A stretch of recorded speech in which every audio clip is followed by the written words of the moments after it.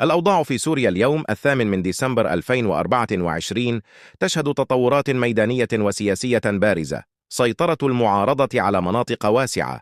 تمكنت فصائل المعارضة من تحقيق تقدم كبير، بما في ذلك دخول العاصمة دمشق والسيطرة على عدة أحياء ومناطق استراتيجية.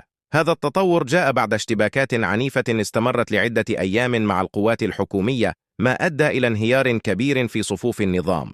تحذيرات دولية وإقليمية. السفارة الأمريكية في الأردن دعت مواطنيها في سوريا إلى المغادرة فوراً بسبب تدهور الأوضاع الأمنية، بينما أعطى جيش الكيان تحذيرات لسكان جنوب سوريا بالاحتماء بمنازلهم مع تصاعد القتال قرب الحدود. دعوات أممية لوقف التصعيد. روسيا دعت لعقد جلسة طارئة لمجلس الأمن لمناقشة الوضع السوري، وسط مخاوف دولية من تفاقم الأزمة وتأثيرها على الاستقرار الإقليمي. نزوح واسع. آلاف المدنيين يفرون من مناطق القتال، خاصة من دمشق وريفها، وسط تدهور الأوضاع الإنسانية بشكل كبير.